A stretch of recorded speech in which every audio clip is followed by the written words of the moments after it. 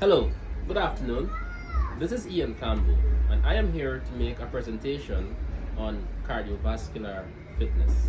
However, with that being said, I'm also going to be incorporating the use of technology, and I'm going to be here to show you how technology, with its advent, would have definitely helped in teaching of subjects and specifically physical education. Okay, so as mentioned, the topic is cardiovascular fitness.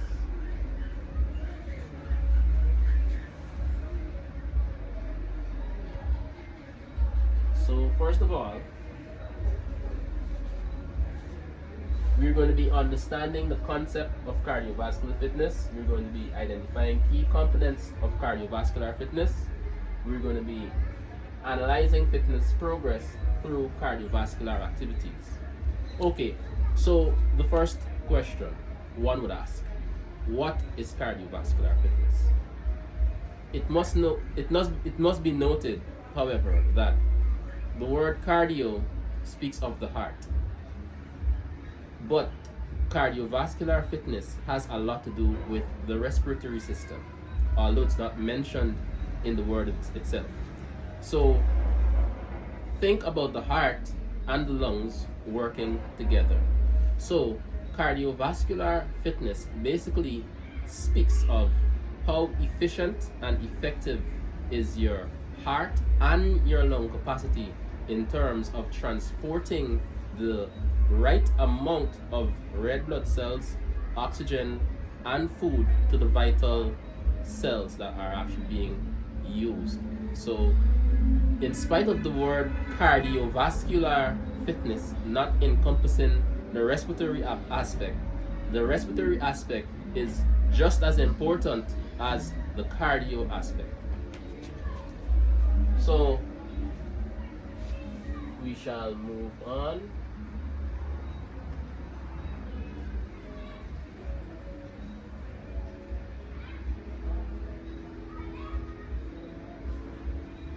Yes. So as it says here, just for a bit more clarity, this type of fitness is the ability of the heart, lungs, and blood vessels to supply oxygen-rich blood to muscles during sustained physical activity.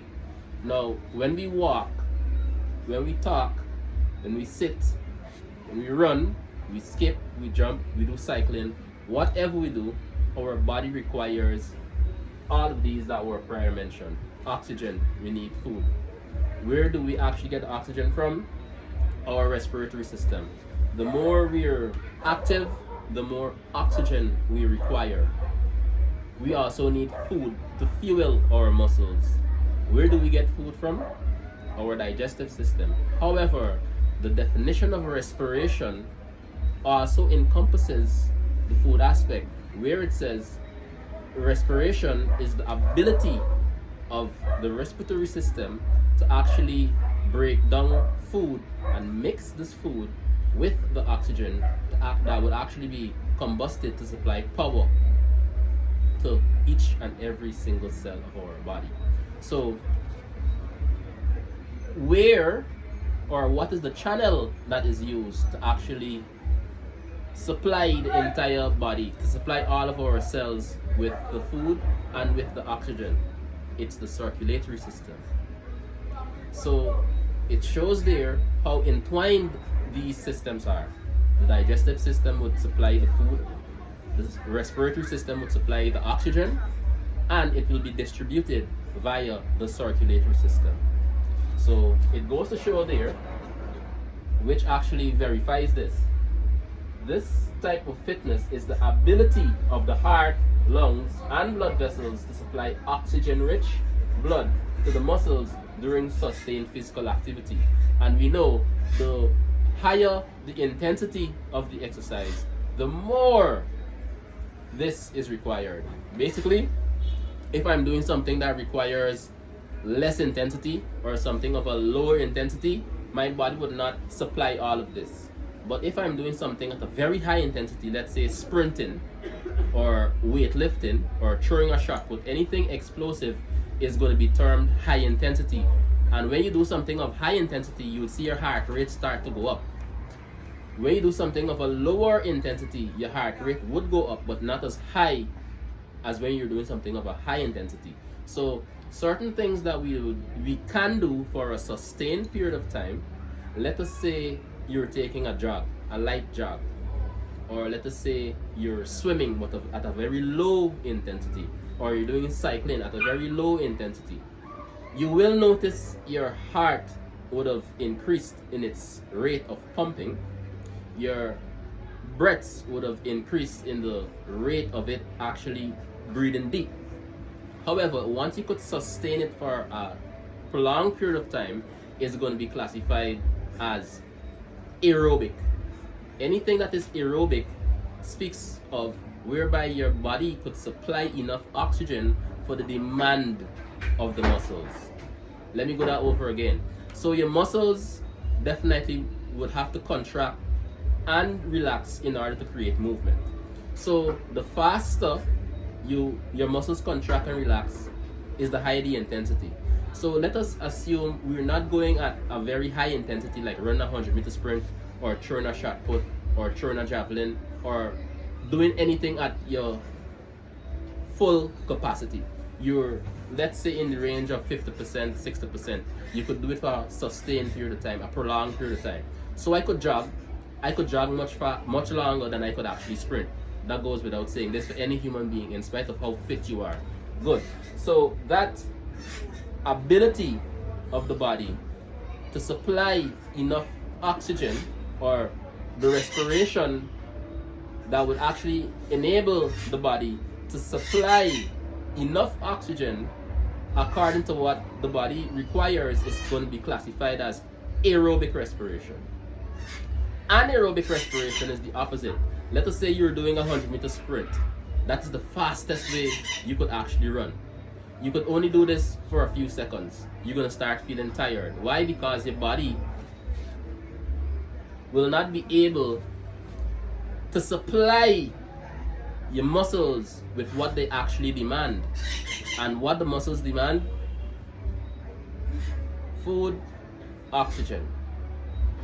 The body cannot supply this. So what happens? As a byproduct, the body starts to produce lactic acid. Now, lactic acid is what will actually make your muscles feel as if they're being burnt. So the burning sensation in your muscles after a while is lactic acid. This is a byproduct of anaerobic respiration. So there's a difference with the types of respiration. Aerobic is what you could do for a sustained period of time. Anaerobic is what you could only do for a few seconds. Okay, so we're going to move on.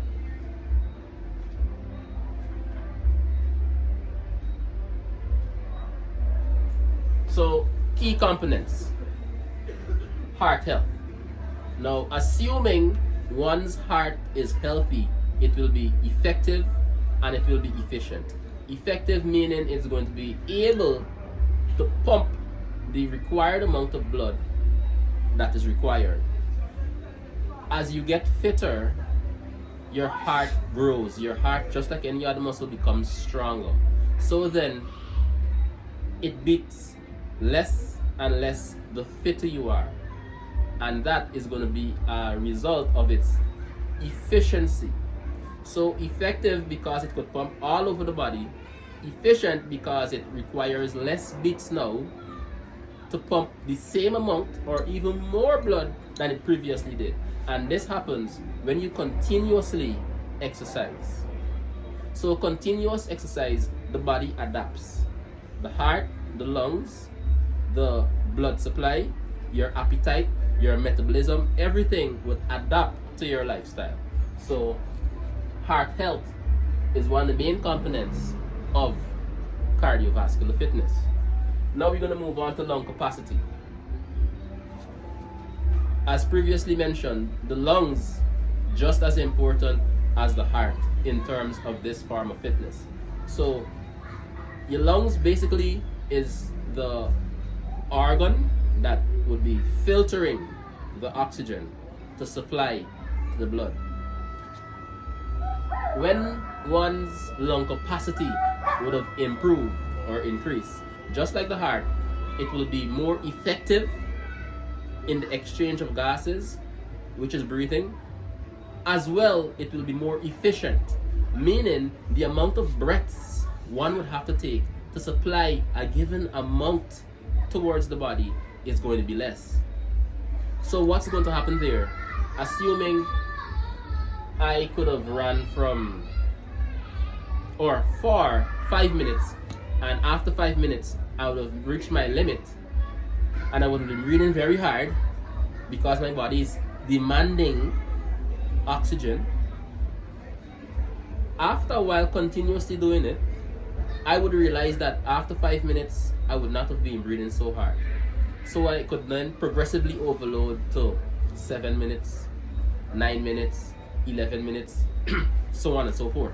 So what happens there is now that my lungs would have been more efficient and effective because its capacity and its strength as well, just like the heart, would have improved. So those are two key components: heart health, and lung capacity.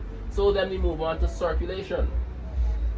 Circulation is now the ability of the blood within you to go around the body to supply the vital nutrients that all the cells require whilst we're actually at work.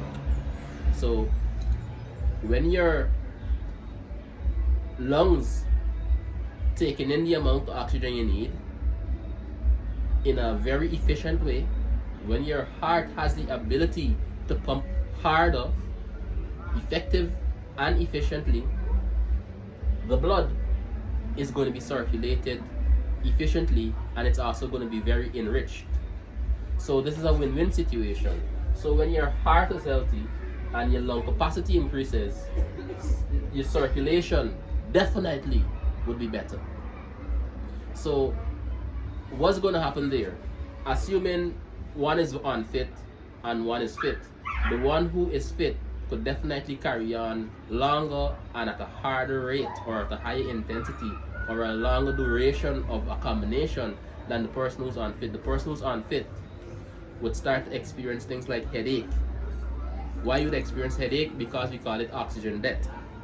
Basically, you're exerting more than is being supplied to you. Why? Because your heart and your lungs would not be as efficient. Therefore, your lung capacity, your heart health is not good enough for the amount of circulation you need. Therefore, your head is going to start to hurt you because it's not getting enough. Your brain is not being fed enough oxygen, so you start to get headache. Some persons could even faint. In other aspects, some persons would start to get certain cramps or muscle fatigue, lactic acid. All these things would be as a result of poor circulation, poor lung capacity, poor heart health. Now, the muscularity. When your muscles contract according to load, progressively overloading these muscles, the ability of the muscles of each tissue within the muscle, each cell that will lead to each tissue within the muscle becomes accustomed to the fatigue or the strain it's under. So what's going to happen there? Definitely your muscular ability or your muscularity or your muscular strength definitely is going to improve with progressive overloading. Progressive overloading could be done in various forms. You could either, let's say you're doing circuit training. Now what could happen? You could either decrease the time, you could increase the resistance, you could do a combination. That is progressively overloading a muscle. Endurance. Endurance is defined as the ability of a muscle to continuously contract without getting tired or fatigued. Now, when your heart is healthy, your lung capacity has improved, your circulation has improved, you have better muscularity, it would definitely lead to an increase in endurance.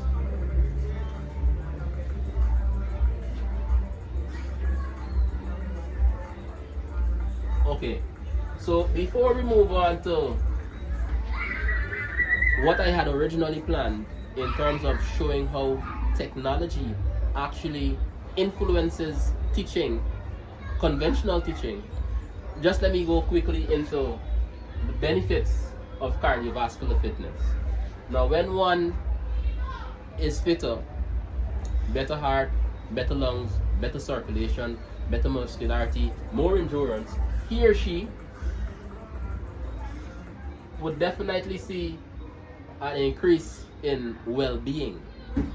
You sleep better, you have better appetite, your metabolism would have been increased, your muscle toning would have been increased, your stress levels would definitely decrease. Now, as it says here, it improves heart health, strengthening the heart, improving circulation, enhances lung capacity, increases energy levels. Okay, so now we move on to different types of exercises. As previously mentioned, they're aerobic activities, they're anaerobic activities. So aerobic exercises like running, swimming, cycling all help to improve cardiovascular endurance, as was previously mentioned. So these exercises, because they demand some sort of nutrients, oxygen, and everything the blood would be supplying, after a time, doing it consistently, your body is going to adapt and your body is going to become accustomed to the fatigue, and so it would actually start to build your lungs, build your heart, circulation is going to be better, muscles are going to be stronger, your stamina is going to increase, as previously mentioned. Strength training including weightlifting, resistance exercises, definitely builds muscle mass and strength. So because of our somatotyping, everyone would not definitely see an increase in muscle size, but it does not mean that your muscle is not becoming stronger. While some persons would definitely experience both. Some persons with that would also experience a more toned or chiseled physique because of their increase in their cardiovascular fitness because of these exercises. It also increases your flexibility. So exercises such as yoga improves the range of motion between your joints, and it reduces stiffness. So this is definitely a benefit of cardiovascular exercises. One becomes more loose, and as a result of you doing these exercises, more oxygen is going to be in your muscles, so it literally gives more life to your muscles. You become loose when you improve on your flexibility, so the probability of you getting an injury would have been definitely reduced. So what activity we could do? Yoga stretches.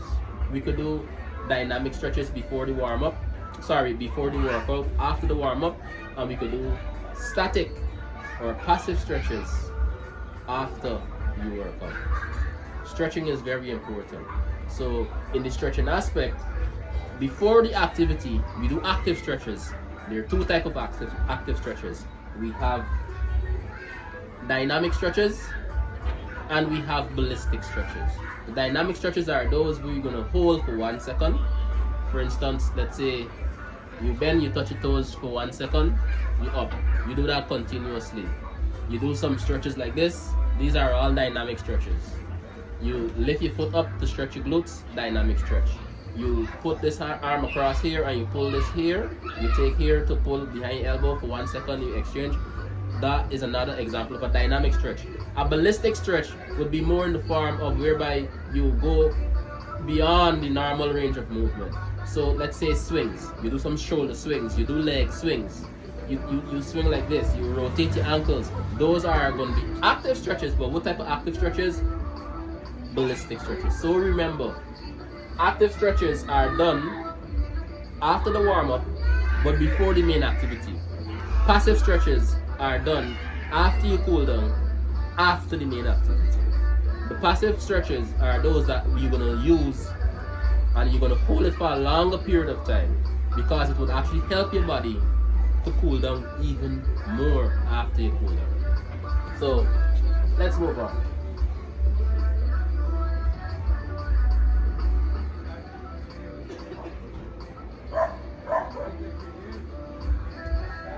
So technology, how technology can actually help teaching? Well, definitely. This is a stopwatch. We could use the stopwatch in a case to time the amount of heartbeats per minute to know where's your maximum heart rate. We could also use the stopwatch to time your rest. Instead of assuming, we could use the stopwatch for accuracy. How long this session would last? How long did the last session last? How much time less did you spend in this session as compared to the previous session? All of that with the stopwatch for all accuracy. How could you hear me so loud from a distance away?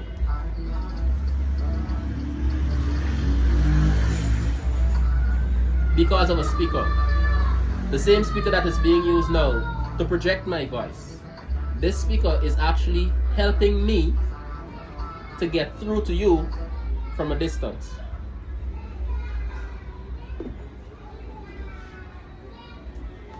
This phone with the apps is going to be wired to a heart rate monitor, and without you actually coming to me or me touching you directly, I could stay from a distance away to see how my phone is actually reading your heart rate. So there's another aspect of technology. The fact that I could present this using a laptop and a screen, it is technology again. So what is technology?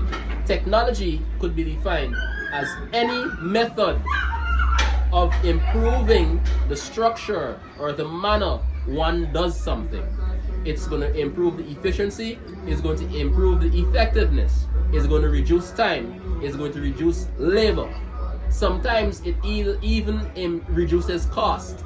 So technology is very vital. Technology is very important in the new age. My apologies for the noisy background. However, as I was saying, technology is very important for the new age of teaching. And in some aspects of technology, just let me give you some examples. Assuming we're doing a fitness circuit, I could definitely have you wear some gadgets or devices, wearable technology, like a watch, like a heart rate monitor. So I could attach your heart rate monitor electronically to my phone, and I could check your pulse. So with me checking your pulse, I could know what your maximum heart rate is, and I could thereby calculate how efficient you're performing the task. So me as the coach, I don't actually have to come and touch you to feel your pulse. I could read your pulse. I could definitely take the time from our last or our previous workout and compare it to the time taken to complete in this workout to assess your fitness. So those are two aspects whereby technology could be vital. Now, in me preparing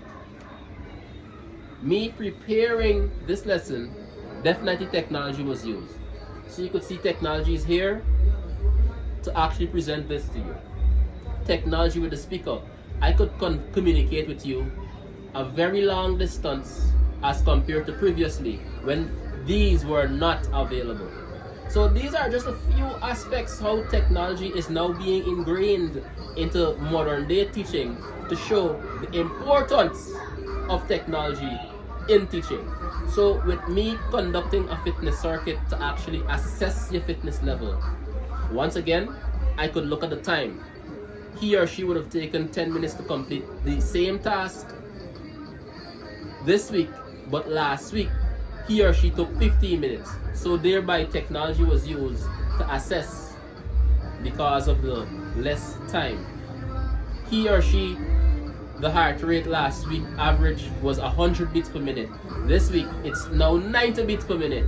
So technology once again helped in me teaching physical education. Technology helped in me teaching physical education. I could teach you virtually. Before, this was not a real thing. Today, it is a real thing. I could be here, you could be there, and I'm teaching you. So it definitely shows with wearable gadgets, with the way you present, with the gadgets you use. For instance, I could speak to you and you could be using a headphone. Some persons we would see it in cricket and other sports. The commentary team would be directly communicating with players on the field because they would be wearing wireless headsets. These are all aspects of technology. And we could see in multiple cases where technology is being used in teaching.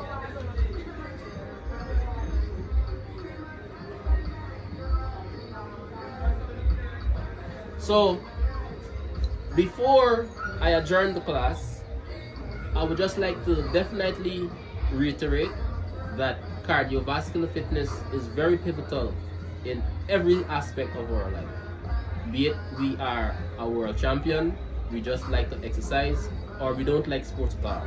One should definitely pay attention to his or her cardiovascular fitness. Technology has been definitely shown to improve the manner in which we actually approach teaching. Technology has been shown without any reasonable doubt that we could incorporate this to actually make more accurate assessments and improve our performance, be it a coach, be it an athlete, or be it someone in the administration.